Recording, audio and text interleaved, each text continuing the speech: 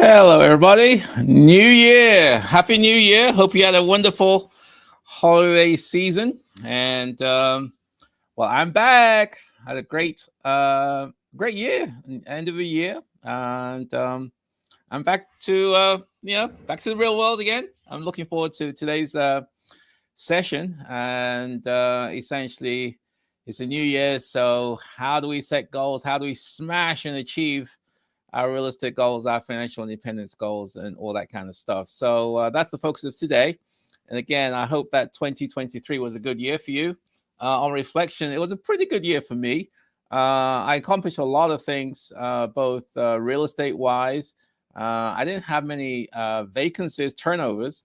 So all my properties were pretty much occupied throughout the entire year. I started a new a wealth builders program, and it's slightly different than the previous JV Wealth Builders program. This is a new one. It's focused on execution. So we did a pilot study, a pilot case, and we have Femi going through right now. It's working out real well. I'm looking forward to the next one. Another student is going to be hopefully buying their next house at the end of this month, January. So that's going well. And I did a lot of travel. I traveled 5 countries last year. So my goal was 3. I did 5, so that I exceeded those. I lost some weight, and so health-wise, I was trying to take care of my health. Exercise a lot more. I try to exercise at least 5 days a week, so I did that. Financial goals were pretty much intact and met. And I was able to help a lot of my tenants in various ways, so that those goals were met. Family wise, that was good. Pretty much kept in touch with my family, both here and overseas, and hopefully I'll be visiting the ones overseas this year. I'll go to Ghana hopefully sometime in February. So it was, on reflection, a pretty good year. Obviously, there's some disappointments, but that's life. But for the most part, it was a good year. Hopefully, it was for you. Feel free to share your goals, your accomplishments for 2023, and as we move into 2024, I hope that 2024 is going to be a great year for you, and you achieve whatever it is that you want to attain, whether it be personal, professional, career-wise, health-wise, financial wise, whatever it is. Let's start the year off well, and let's get this show on the road, as they say. So let's get the show on the road. Let's have a look. So new year, new wealth, setting and smashing your real estate goals. So I suppose the issue is, what does it take? What does it take to set and achieve real estate investment goals in the new year 2024? What does it take? As the calendar turns to 2024, the landscape is really, it's evolving. It's changed a lot. It's changing rapidly post pandemic, and therefore it's really important to understand and set realistic goals in the environment, not just to for the sake of doing goals, but really careful planning. And it's not easy to set good goals, and it requires informed decisions making. And the environment is changing. Housing demand is changing. There's a rise of remote work. People are working away from the office, and it doesn't seem like a whole lot of effort to go back. So I think the remote working, Zoom, and all that kind of stuff is pretty much here to stay for a lot of people. And I think there's a shift in the market from urban to suburban in some markets. So that's changing. So obviously those changes are going to affect property values, and it's also going to affect rental yield, your return on your investments for your rental properties. So really, if you're going to set goals, then you have to look at the bigger picture, which is the macroeconomic, kind of factors, and also some of the micro level or local factors as well, because you need to align your financial goals with the market trends, what's going on currently, regulatory changes. There are changes going on, both in terms of investments, landlord, tenant, and zone in and a whole bunch of different things. And also your financial capabilities. What's your ability to purchase and grow, your investment portfolio? These things are going to affect the kind of goals that you're going to set for 2024. So it's not just a matter of picking the right properties, but also timing, your purchases, the long-term projections for your investments, and also potentially, getting ready for market shifts as they come on. And also the big thing is the role of technology. Technology is just going crazy. AI and all that kind of stuff. It's wild. It's exciting. You can definitely do a lot now, leveraging technology that you couldn't do a few years ago. Things like market analysis, AI for property management, and also AI for investment tracking your portfolio, for tracking your investments and so on. I mean, it's great technology.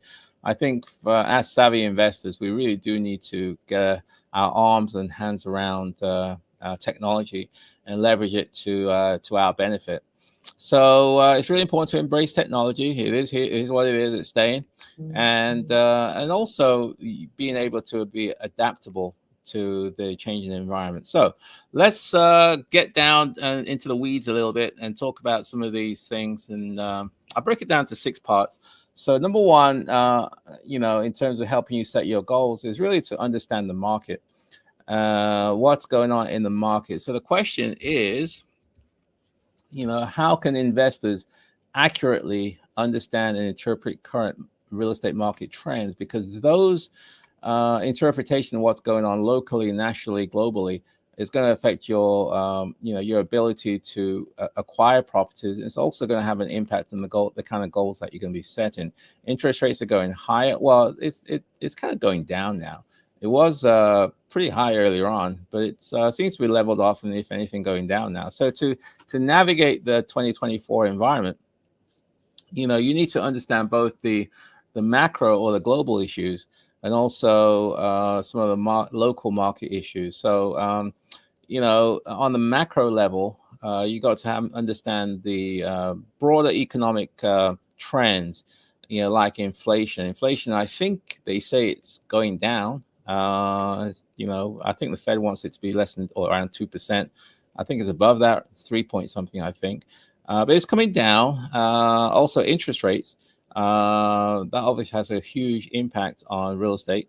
And employment statistics is, real estate is very localized, and it's impacted by the local economy wherever your property is. So if the economy is doing well, then people, which means that there's hiring going on. People want to move there because there are jobs. If the economy is tanking, then people are going to leave to go to places where there are jobs are. So, which means that there's a declining population, which means that there's less demand for real estate, which means it's going to impact on your investment properties. So, yeah, the local economy is very, very important, or the local dynamics and things like GDP, how's the economy overall going? So, I mean, these are macro level, factors. On the local level, things like what's going on locally in terms of your neighborhoods. Is there much neighborhood development going on?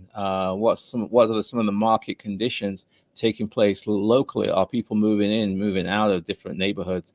These are more of a micro level. Things like, is there economic development taking place, locally, or not? So these are some of the local and macro level factors that you may want to consider as you develop your real estate investment goals. If your economy is going up where you are, then it means that it's a good place to buy, because over time there's a good chance that as people move in, there's going to be increased demand, which means that hopefully there's going to be increased demand for local real estate, which means prices will go up and rents will go up and things like that. So stay informed, be proactive, review regularly local real estate publications.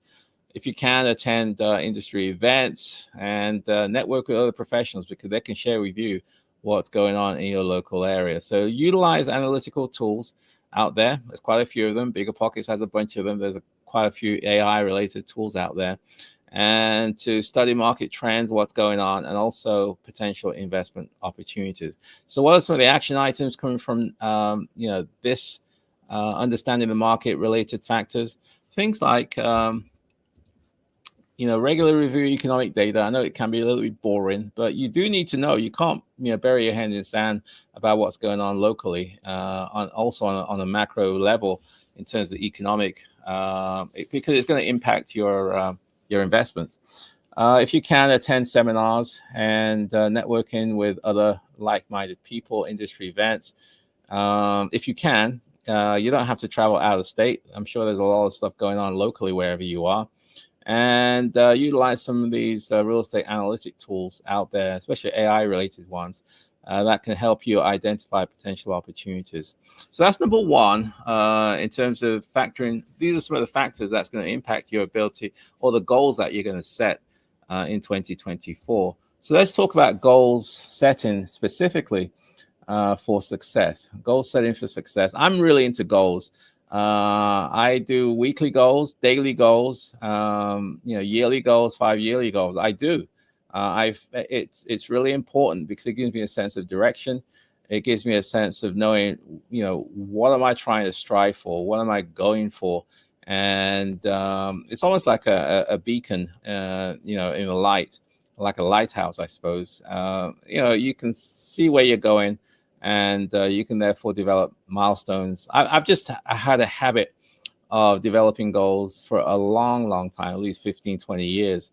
And so, every day, once after I've done my workout exercise, once I kind of settle down, I try to set my daily goals and review my daily goals in context of the weekly goals. That's what I do. It's a habit, and I'm sticking to it.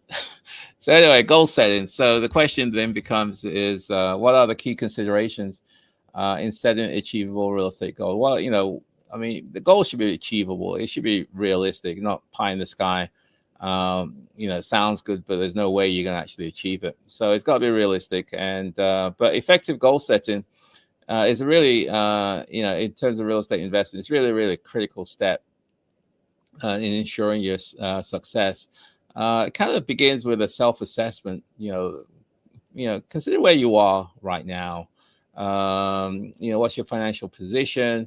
What's your risk tolerance? That's the important thing. What's your long-term objectives? Where do you want to be a year, 5 years, 10 years from now? And these things come into play when we develop what we call SMART, SMART level, goals. I think you may have heard the term SMART, and that stands for specific. That's where the S comes in. Measurable. That's where the M comes in. Achievable. That's where the A comes in. Relevant, I suppose. And time bound. So the idea is that the goals that you set should be specific. It should be measurable. It should be achievable. It should be relevant. And also it should have some context to time. So it really does provide you a clear roadmap for your investment journey. So if you're going to do goals, if you're going to take the time to set goals, then try and make them specific. Don't make it vague, like I want to get into real estate investment. That doesn't really mean a whole lot to anything. I think it should be more specific, like I want to acquire 2 properties this year in Washington, D.C., or in Phoenix, or in St. Louis, or wherever you are. I want to buy 2 properties this year in 2024 with a net yield of X number of percent in terms of the return, and also I want to do that within the 12 months. So that goal is specific. It's measurable. It's achievable, hopefully. It's relevant. It's got some time context to it. So rather than just saying, I want to buy a house or I want to get into real estate investment in 2024, what we're saying is that I want to acquire 2 properties in Washington, D.C., or in zip code ABC, or whatever it is, with a net yield of this and in this time frame. Understanding that your investment, so hopefully you get that. I mean, setting goals can be a little bit painful. It's very intimidating because it's scary. I mean, you're thinking about yourself in the direction you're going, and it's a very I don't know. It's a very humbling experience when you actually put pen to paper. Well, not pen anymore. A laptop to paper or keyboard to paper, or keyboard to key. Anyway, you know what I'm saying. So the idea is that it's a very it's an interesting process, and but it's definitely worthwhile. You may have to complete several settings, especially if you're not used to doing something like this. But it's important to align your real estate goals with your broader financial goals or financial plans, such as retirement and whether you want to build wealth. And so that way, it's all sort of holistic. I like financial goals, career goals, health goals, social goals, physical goals. You put them all in the context of that, and that way you're not out of balance. You try to get balanced. You have some context in your life. You live a more holistic life. So don't just focus on the financial goals, but I think you also need to consider developing goals in other areas of your life. Your career, your health, your social and emotional goals, and things like that. But it should be realistic. That's the key. Don't make it too out of pie in the sky, and and don't make it too unrealistic. I mean, I can't think of another word. Where it becomes that I can't do it, and therefore you kind of throw your head or throw your hands in the air and just say, I'm not doing it. And I know that I'm a member of Planet Fitness, for example, and I think typically, the next week or two, everybody's going to go to the gym because everybody has physical goals, which is to increase my health, to exercise more, to lose weight.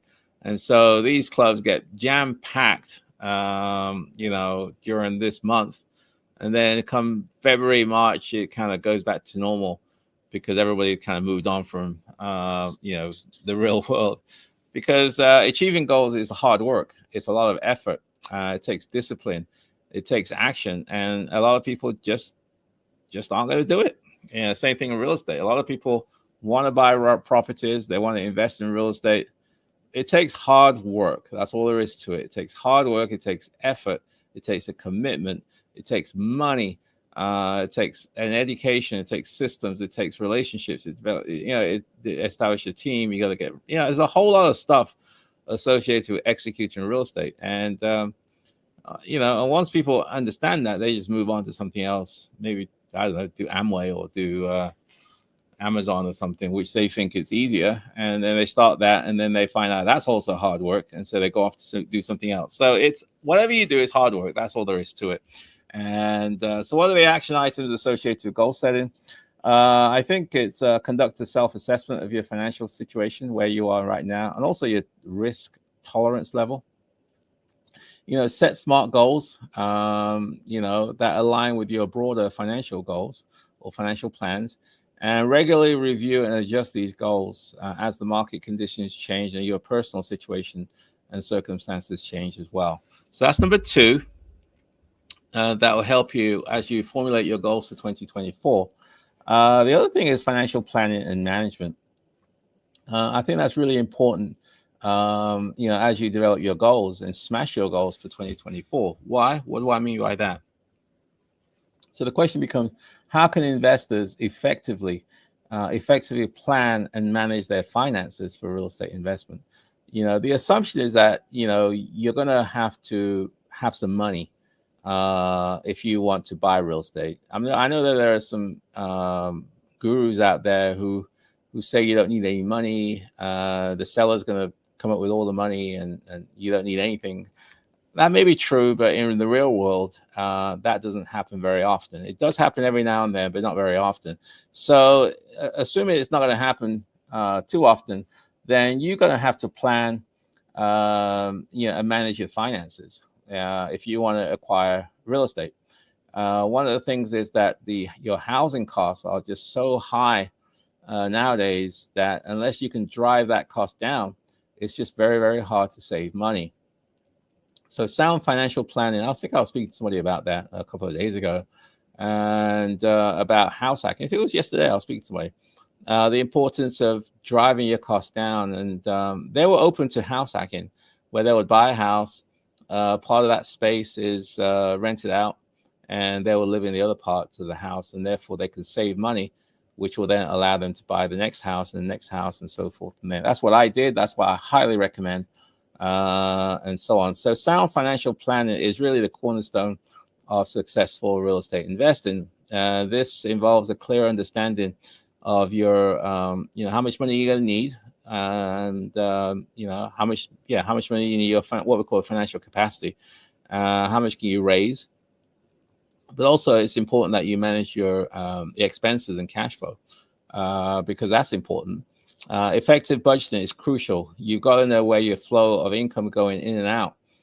You can't just spend money and not worry about it. You've got to budget. Not necessarily the traditional way of budgeting, but you need to know the inflows and outflows of your money, and track that if possible. There's a lot of tools out there that can help you track that. And also, if you own real estate, you should understand your true cost. I know that I always say the biggest expense that you're going to have as a property owner is what we call turnover and vacancy costs. If you can't drive that down, you don't make a whole lot of money. So you need to know where the money is going in, where it's going out, and focus your attention to hopefully, drive some of those costs and expenses down. There are obviously different financing options that you have. You can get residential financing, commercial financing, hard money financing, private money financing. There's lots of different financing options available to you, so that you need to consider as well in terms of your financial planning and management. And you need to have liquidity. You've got to have some money left over. And that's what I'm saying. You've got to drive your housing costs and other expenses down, because that will then allow you to save money, build up some reserves, and hopefully be able to use that money to buy more houses.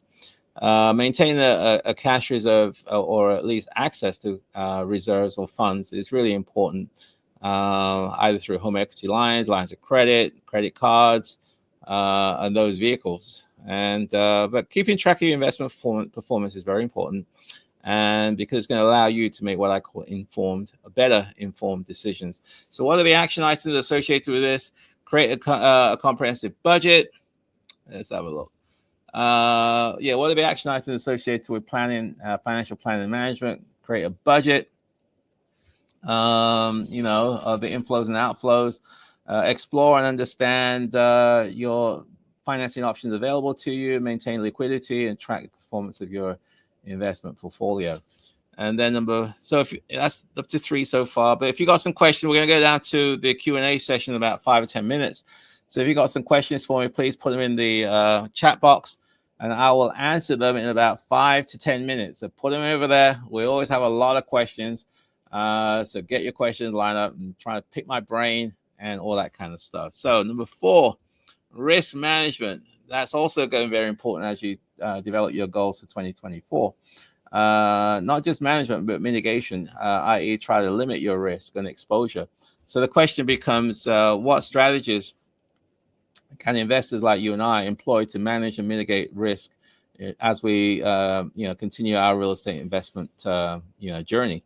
So what can we do? Obviously, real estate investing involves risk. I mean, there's nothing you can do about it. Anything that you do with money involves some level of risk. Real estate is no exception.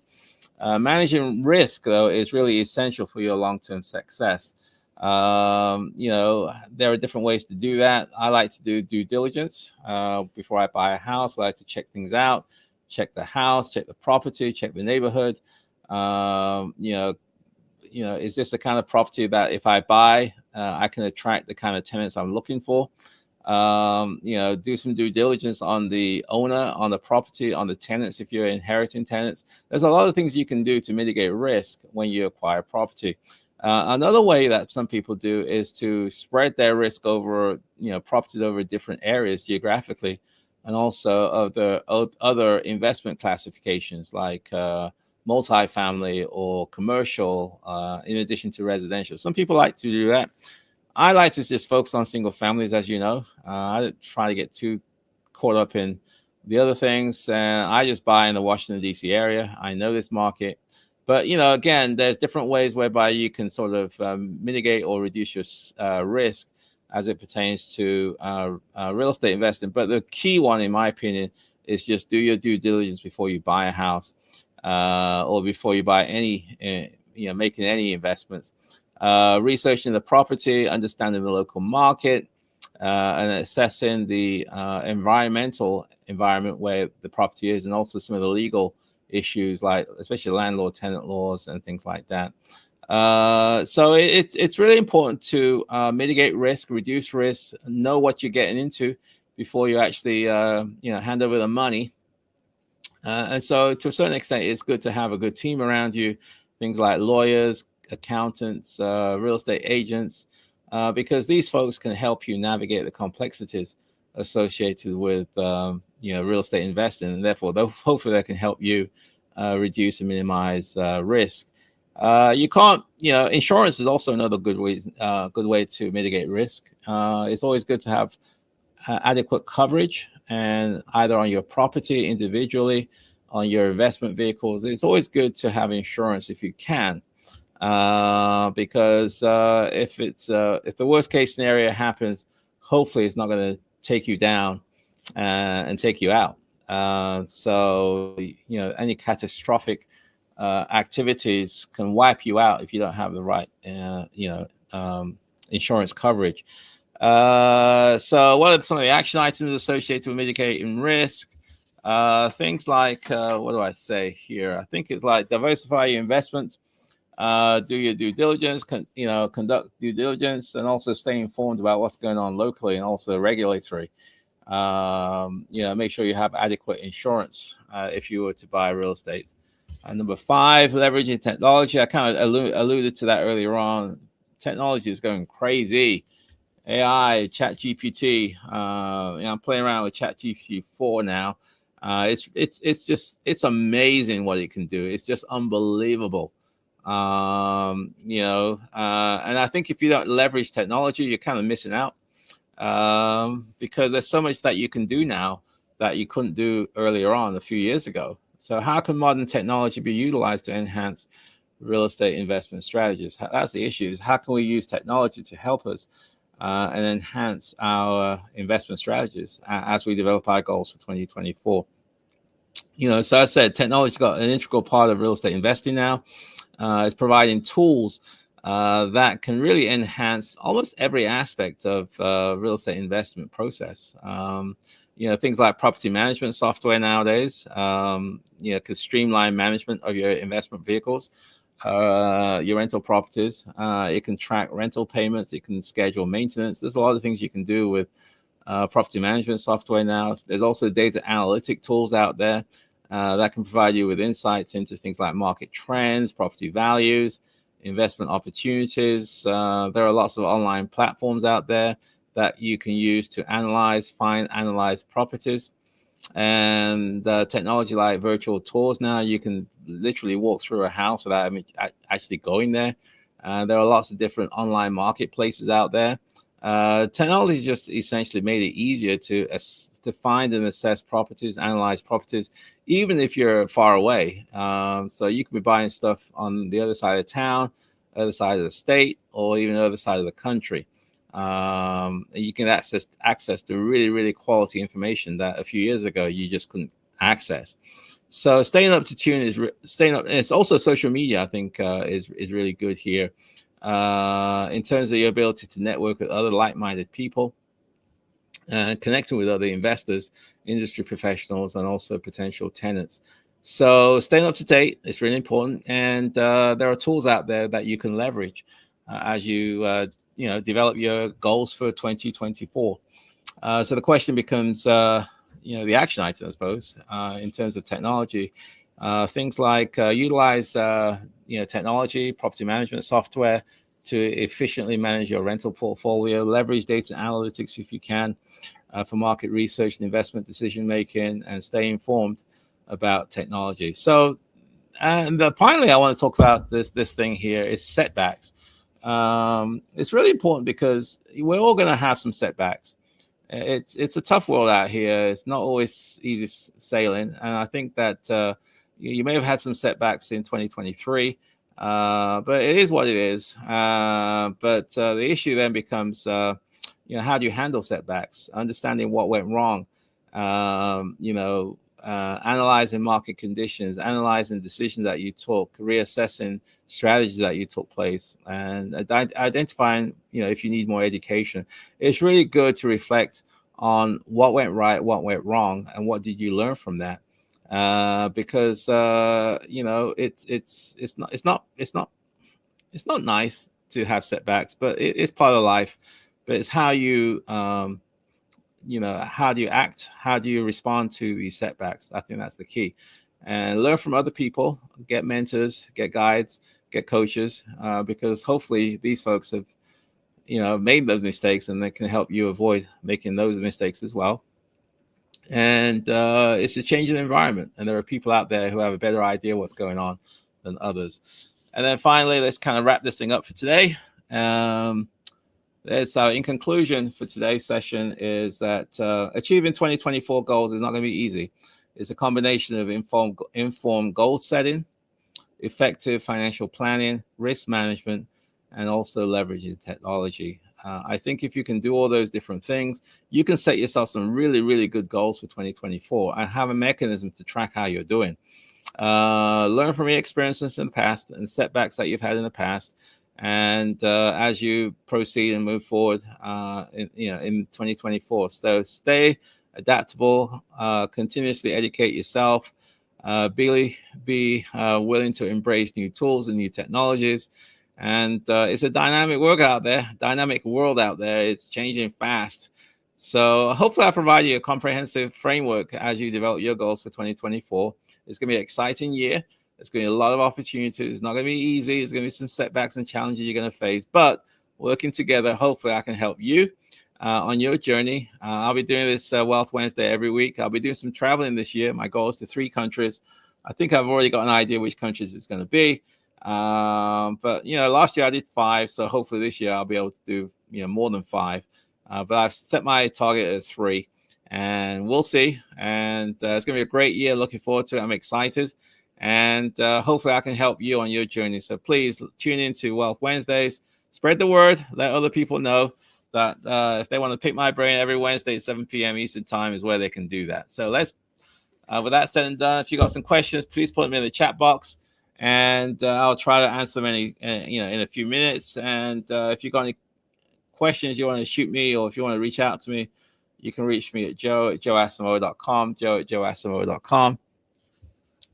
So that's done, my friends. Let's get down to the comments, and let's see who has. Let's have a look. Janitor on fire. Oh gosh, who's that? I hope you're doing well, Janitor on fire. And greetings from Phoenix. Hey, Dr. How you doing? Happy New Year, Dr. Joe. Wishing you many blessings in 2024. Thank you, Dr. You're a regular, and hopefully, we can do some business this year. Millicent from Pong, that's a Ghanaian name if ever there is one. I hope you're doing well, Millicent. And let's have a look. Marlon, hey Marlon, happy New Year, Doctor. Hope all is well. Great talking with you yesterday, and look forward to working with you in 2024. It's gonna be a great year. It's not gonna be easy. Set your goals. Let's just get on with it, Marlon. Let's get some deals wrapped up and so on. Again, commiserations on or condolences to some of the family members that passed away or having some health challenges. So hopefully everything's going to work out for them, and hopefully everything's going to work out for you and your family as well. Who's this? Miss. I don't know who this is. Miss. Hi, Miss. Thank you. Okay, you're welcome. Dow 2. In a previous Wealth Wednesday, you mentioned one of your properties had become vacant. Did you make a decision on about what to do with it? Yes, I think I'm going to sell that property. It's in Washington, D.C. I've owned it for about 10 years. The tenant just recently left about a month and a half ago, 2 months ago. And, it's in a good area. It's appreciated. There's been quite a bit of appreciation taking place on that property There's quite a bit of equity there. So I've decided that most of the time I tend to keep my properties, but for this one, I think I'm leaning towards selling this property. And so, yeah, that's what we're going to do. Who knows, if you're in the local area, maybe I'll do an event there. And so you can see one of my properties, and then we can network and talk about it. But yeah, that's why I'm kind of leaning towards, selling this property. I mean, at some point, you have to enjoy the fruits of your labor, as they say. And so maybe it's time to enjoy some of the fruits on this particular one. I had a tenant. The gist of it is that I bought this house about 10 years ago, fixed it up at the time, and we put a tenant in there. The tenant was in there for 9.5 years, one tenant. And so she recently left. And so she was a good tenant. She took care of the property. And now that she's left, we decided to fix it up. I put a new kitchen in there. What else was a new kitchen? Yeah, well, we kind of redid the kitchen, repainted the house, put some new floor in there, and kind of spruced it up a little bit. And so I think the contractor is wrapping things up this week. So I'm kind of leaning towards waiting a few weeks, maybe a month or two, until the market, transitions to the early spring season, and then I could sell there. I could put it on the market around that time. So that's why I'm leaning down to. Hopefully that was helpful. Okay. Zachary Fisher. Hi, Zach. Have you had to deal with DC's new rent determination tool for housing? Yes, I have. So what Zach's referring to is that DC for rentals for Section 8, they used to go by neighborhood model, i.e. the rents that you would let's just step back. Many years ago when I first started, DC Housing Authority, they started off whereby the rents would be the same across the city. So if you had a 3-bedroom, let's just say in neighborhood A, Georgetown, Capitol Hill, whatever, that will be the same rent as a 3-bedroom in neighborhood D or E. And so investors being investors, they would buy the cheapest part of the town so they can get maximum cash flow. And so there'll be a concentration of voucher holders in certain parts of the town, usually the poorer part of the town, and because that's where the investors made the maximum cash flow. Anyway, so DCHA changed that model about maybe 10 years ago to the neighborhood model, whereby they raised the rents in certain neighborhoods where they wanted more voucher holders to go. So they had that model until July of this year, or last year, I suppose. Then they changed it to a new model, which is what Zach's referring to, a new rent determination model. So I have a pretty good idea how it works. I think I've taken the time to understand it. I've spoken to some people at DCHA to kind of give me a better perspective of it. So I have a pretty good idea how it works. There are definitely winners and losers in this new environment. Obviously, my goal is to help you become a winner as opposed to a loser. And there are ways to win. It's no different than when if they change the rules of a game. Savvy people step back, understand the rules before they get back onto the court. So it's the same thing here. Savvy investors are going to take time to understand the new rules and then play the game accordingly. So that's what savvy people do. That's what hopefully you're doing, Zach. But yeah, I'm familiar with the tool. There's a website you can go to, affordablehousing.com, where you can plug in your address and your number of bedrooms, and it'll spit out some what's it called, data. But yeah, there's a data that we see, i.e. on the public side. There's also data that's behind the firewall that only the housing authority sees. So what you see is not always the full picture. So it's a little bit complicated, but I'll be more than happy if you want to reach out to me. We can talk about it in more detail. Okay, what do you say next? Zach again. Zach says, have you had to deal with DCs? Yes. I mean, I think I've just answered that question. So hopefully I answered your question, Zach. But essentially, yes, I'm familiar with that tool. And it's okay. It's okay. Um, Dow 2, would you do a 1031 exchange? No, I'll probably just sell it, pay the taxes and just keep on rolling, just pocket the money. I'm not going to do a 1031, I don't think, on this particular property. I just want to cash out. I want to enjoy some of this money. It's quite a bit of equity. I mean, DC in the last 10 years has increased in value a lot in some of these neighborhoods. So, I mean, I have a lot of properties. I don't think I need any more. But I'm not going to 1031 into additional properties. I don't think so anyway. Well, we'll see. Again, if you got some questions, please put them in the chat box and I'll try to answer them as soon as possible. Otherwise, I'm just going to wrap it up for today. And so that way I can enjoy my day, enjoy my evening, and spend time with the family and so on. So, yeah, so hopefully, today's session was helpful. It's going to be a great year, as I said before. I'm excited by the opportunities that's out there. It's not going to be easy. The market's shifting.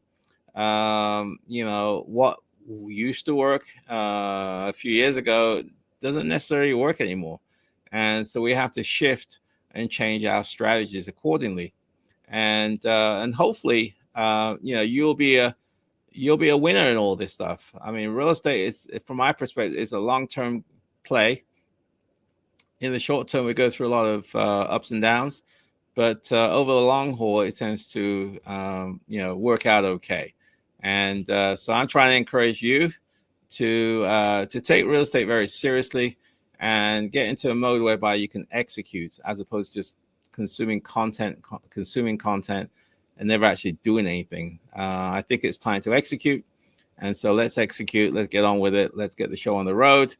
And let's strive for financial independence. So that said and done, my friends, I'm going to wrap it up for today. I hope today was helpful. Don't forget to set your goals. And it's going to be a great year. And, but it's only good if you actually do something. You're going to have to take some action. Because if you don't take action, we'll be having this conversation a year from now. And you'll be talking about, well, I'm going to be buying my first house or next house. At some point, you've got to pull the trigger, make it happen. So hopefully I can help you, encourage you on this journey. And hopefully you had a great session today. I'm excited for 2024. I wish you the best. And I will speak to you next Wednesday at 7 p.m. Take care, guys. Bye for now.